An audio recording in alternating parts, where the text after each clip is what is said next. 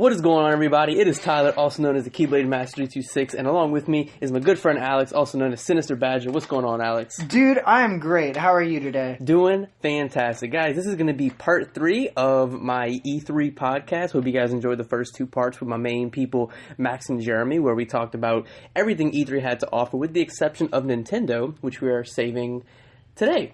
And my boy Alex here has got a little more insight on the Nintendo deal of E3, and today we're just going to be talking about what we thought about the Nintendo conference, what the winners were, what we thought we weren't too excited about. And Alex, I think the biggest, actually before I go into it, Alex, also known as Sinister Badger, has his own YouTube channel. Go ahead and check it out. Link will be in the description.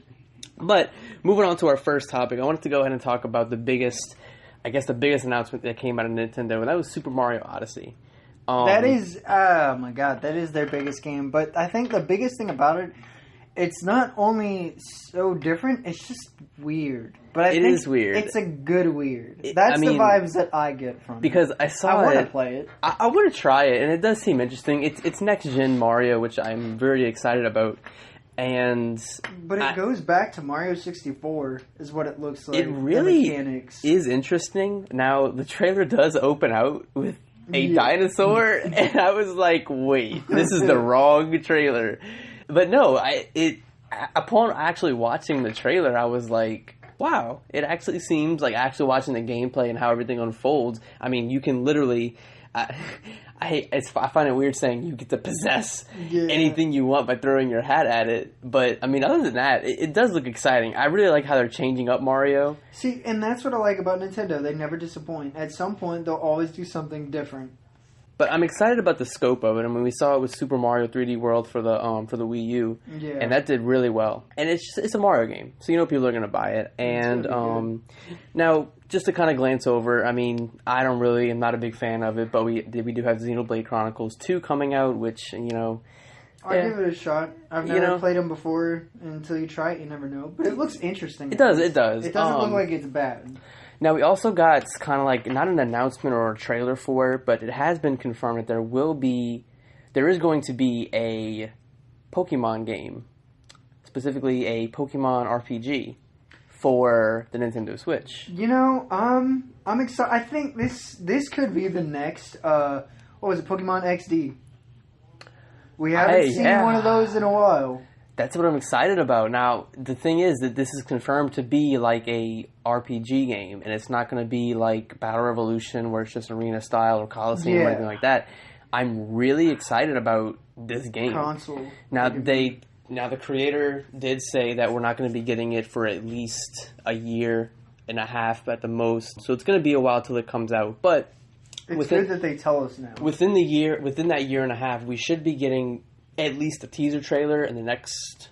I'm not expecting it anytime soon, but the fact that it's coming out, and, you know, like neither of us own a Switch, but the fact that that's coming out kind of is... I'm leaning towards getting one if that happens. I'm going to buy one for, and I want to intro into this, the 2 new Metroid games we were getting. Yes. Which I'm excited for. We were getting Metroid Prime 4 for the Switch, and that, once I saw that, and I said, and I've also told the TheKeybladeMaster, I told them I would only buy a Switch if they came out with a new Metroid game or a new F-Zero game. And look what's coming out. And they came out with Metroid, and I can bet F-Zero is next, so yes. I do have to say, the announcement was like very anticlimactic for 4, because I remember we were watching it, and we were like, oh, and then cut to black, and always the title, and we're like, okay.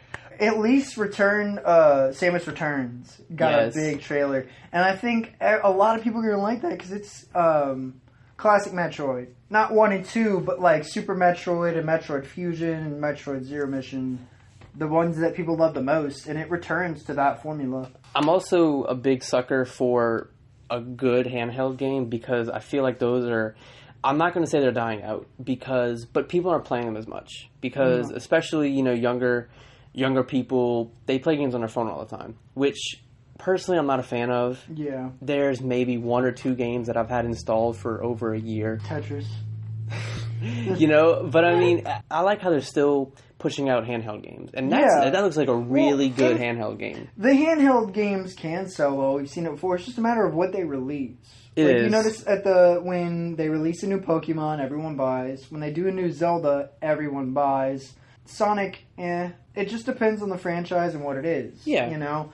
With Metroid, oh, dude, that's going to draw... Because this is a brand new Metroid. We have been waiting for Nintendo to fix Metroid since Other M in 2010. Right. And this looks like it will finally fix things.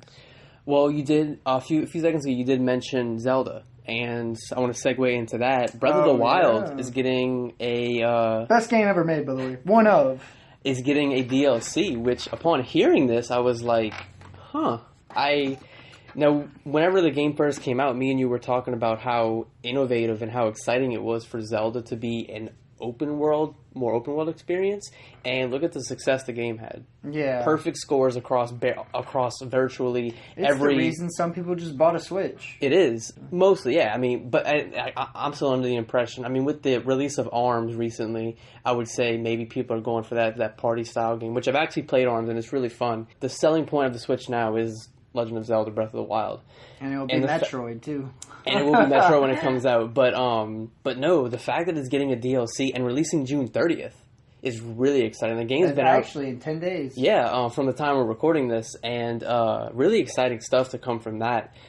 Okay, so also coming out, I think we have a new Yoshi game. Cool. You know, let me just do a quick... Yoshi, I'll give it a shot, but I've never really liked Yoshi games. What was the last one? They did the string thing? I don't even think it was that, but I know what you're talking about. Yeah. Actually, it was, wasn't it? No, it was Yoshi's Yarn. Because the string one was Kirby. It's different.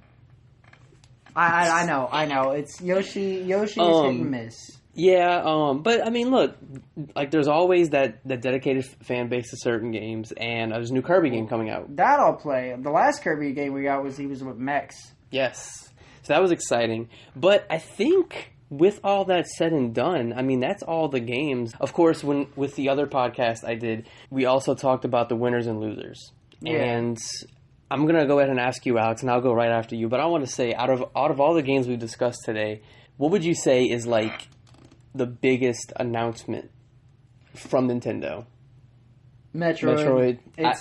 Like that has me. We haven't really even seen much, and I'm ready to buy a Switch for it. Yeah, I mean, the thing is, it's become so routine that we get a new Mario every few years, and the fact we get a new Sonic every few months. Now, I know you have something you want to talk about here in a second, but we're going to get to it soon. We're saving that for last because I know he's really excited to talk about it.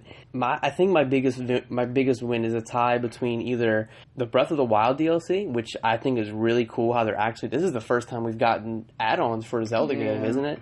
Yeah, and I mean, just the overall scale of Super Mario Odyssey, I feel like that formula they're trying to go for is going to be very successful. Yeah. It is a risk that they're going for with like this huge mass sandbox style format and Mario being in the city, which I saw was kind of weird at first. And I mean, that was like when they did Mario Maker, and some people believe, that's the end of Mario Maker because you can make your own levels, and that's not even close. But that's the thing. From that point on, and we're going to get to the last topic here in a second, but it had to evolve.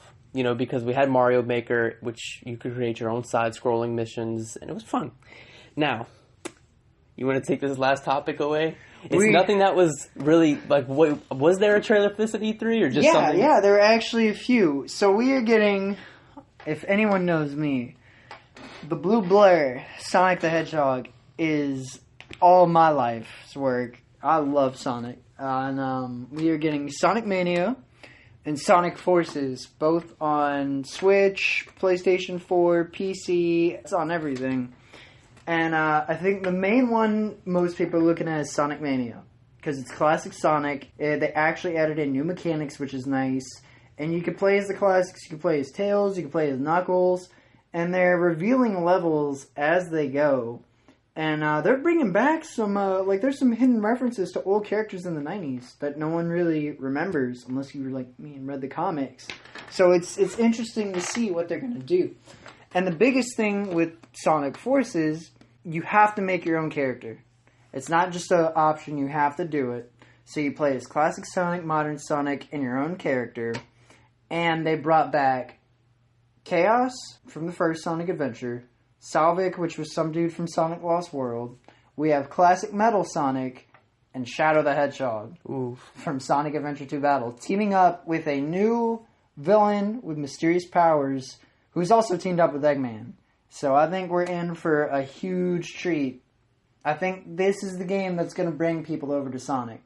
That or Mania. I think it's going to put Sonic on the right track. That's interesting. From watching everything and hearing your very insightful thoughts on it, it's something that I'm looking forward to it, just as like a general video game player, just someone who plays video games. I'm excited for it because I feel that, there's always, of course, the loyal Sonic fan base, but I feel like, of course, you are part of that. But no, I feel like the change with Sonic Forces is going to bring in a new audience. Yeah. Because it's the whole thing with Super Mario. It's taking on a much darker tone. Like in this world of Sonic Forces, Eggman won and destroyed everything. Yeah. And you have to build a resistance to win. Well, it's the same. I have to go back and compare it to Super Mario Odyssey. Yeah. They're changing. They're these classic characters with games now that have come out in the 80s and 90s. They got to change. Yeah. But they don't want to change it too much to where it's a different game. And they've been doing a good job with that. Like, I mean, from going from the first Sonic game to, such games such as Sonic Adventure. Jesus. They've changed, and there's definitely a difference. But I mean, and look how well those games have done. Yeah. I mean, of course, the first Sonic, as we know, is pretty difficult. Yeah, it is. But they're more enjoyable. I guess I'll give my 2 cents on it just from being a player, I guess, just in general. I feel like the change is going to bring in a bigger audience. I feel that going from that classic style that people kind of misconceive Sonic as and that's all they see as, I feel like this change is going to bring positivity and more people to the franchise. Right. And hopefully bring more people to kind of enjoy it as much as you do. Because, to you, it's more than just a video game. They got the comics and, all this kind of stuff that you follow with the story and everything. I think that's about it. I'm really glad we got to cover Nintendo because, I feel like they had a good conference. I'm not going to say, well, me, Max, and Jeremy, we did talk about this in the other 2 parts, but we did say that, we were saying that this E3, to all of us, and I don't know, I'm going to ask you this too. I mean, I gave my 2 cents on in the last part. What did you think about this E3? I mean, in general, as a whole. I don't think it was disappointing. I really don't think it was that disappointing. I think... Because that's what I've heard. I've heard some people were about it. Some people didn't really care for it. I cared for it. I thought it was great. We're even getting a new God of War. And that's something a lot of people are going to buy. That's one thing I was excited for. I know you're familiar with Horizon Zero Dawn, right? Yeah. They're getting a new expansion for that game. We got... One of the biggest things I mentioned before in our other podcast was we're going to be getting Fallout 4 for VR, which is going to be crazy and actually a very good incentive to buy it. That's going to sound more scary. It is. With VR coming, there's so many titles being implemented to VR, and, we get... Well, me and you just kind of got more into Wolfenstein recently. They're coming out with the second one. Yeah. I do have to say, this E3 was a good one. Mm-hmm. Me, Jeremy, and Max did say this. It was better than last year. We were very impressed solely because there was a good mix of new, old, revamped, all this other stuff coming together. There was not just a ton of new games that we were taking a chance on. It was a good mix of everything. We had a talk about Call of Duty World War II and how the change is a good thing. It's going to revive the series. That's my theory, at least, and it's going to bring the Call of Duty community together. And with stuff like that at E3 this year, it really made it a good event. It was one of the best E3s I've experienced. Even though I wasn't able to go, I did keep up with it. Yeah, I mean, as I do every year. Keeping up with this and looking at all the remasters coming out, the DLCs that are coming out, the new games that are everything that's just coming out. Shout out to the reboot. I just want to say it, Bubsy. 2017. Rip. Rip my money. I'm not buying that game. I'm getting it. Well, that's going to do it for us, guys. We hope you guys did enjoy. Like I said, Alex does have his own YouTube channel. Go, a Sinister Badger. Go and check it out. Link is in the description below. But I did hope you guys enjoy the last part of our E3 podcast or E3 recap podcast. Hope you guys enjoyed. If you did, be sure to drop a like. It does help out so much. If you are into gaming at all, go ahead and subscribe to me and Alex's channel. Like I said, link will be in the description below. We pump out some really cool gameplay for you guys, and we hope you guys like it. If you do, be sure to hit that subscribe button, share it with your friends, all that good stuff. And lastly, be sure to follow me on all the social media sites in the link in the description below. Hope to see you guys in the next video, and until then, peace out.